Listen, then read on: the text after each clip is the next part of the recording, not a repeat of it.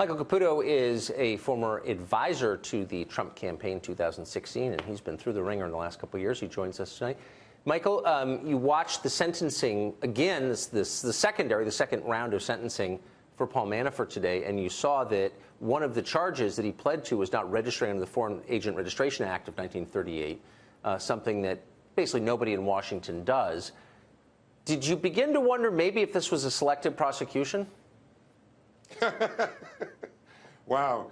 Yeah, I guess so. I mean, Tucker, nobody knows more than you that, the left views absolute annihilation as victory, and they'll stop at nothing to achieve it. They'll try and get you fired, try and silence you, or they'll try, like in my family, try and ruin your family or even throw your dad in jail. But in the meantime, Paul Manafort's going to jail for a registration charge, and his partner on the Ukraine project, where he was supposed to be breaking the law, is Tony Podesta. And as far as we can tell, Tony Podesta hasn't been indicted. So even a blind person can see what's going on here. In fact, may I stop you there? Was Tony Podesta registered under the Foreign Agent Registration Act of 1938? I don't think he was he? No, he was not. When Manafort was called on it, so was Tony, and they both kind of extemporaneously registered for it, and they thought that was fine for Tony, but I guess it didn't look too good for Paul Manafort.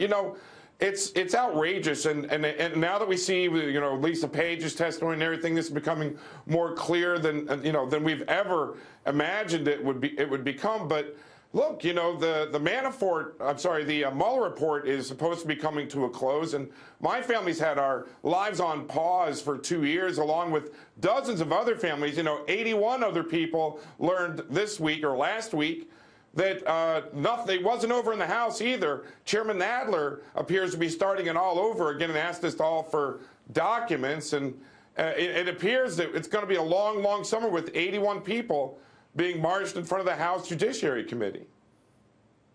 Are you going back?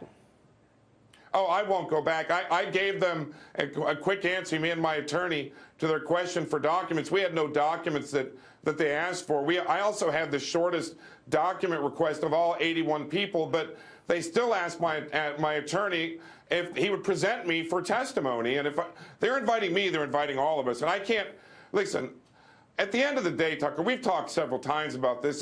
I've been doing this for 2 years. It's a long dance.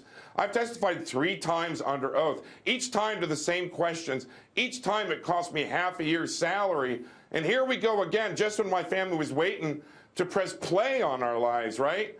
And if, I got nothing left. They've taken my business. They've punched the living crap out of my family. I got nothing left. So what are they going to take from me but my freedom? And the only way they're going to take my freedom from me is if I testify a 4th time under oath and they get they tear me apart like Democrats are wont to do. I'm not willing to do that. So I'll take the 5th, and I'll keep doing it as long as my family's GoFundMe holds out on GoFundMe.com. We'll keep doing it.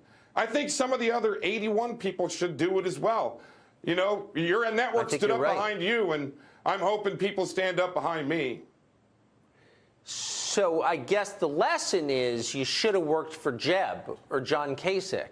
I don't see the feds going after anybody who worked on the Jeb ! Campaign or John Kasich. Right. Just notice, I'm sure it's not connected. Well, Jeb took money from the Chinese, over $1 million into his affiliated PAC, so I don't see anybody asking them about that. But here we go again with the Russia collusion delusion. And by the way, you saw just yesterday, Chairman Schiff, who's missing all the headlines and the camera time, he's saying if Mueller's report doesn't come in and it has the president live tweeting some question and answer with Mueller, he's going to start the whole thing over again. All he's saying is, if you don't release the Mueller report, we're going to rip everybody like Caputo apart limb from limb. That's what he's doing. It's really, we're going to look back on this in horror and shame, I think. Michael Caputo, good luck. Yeah.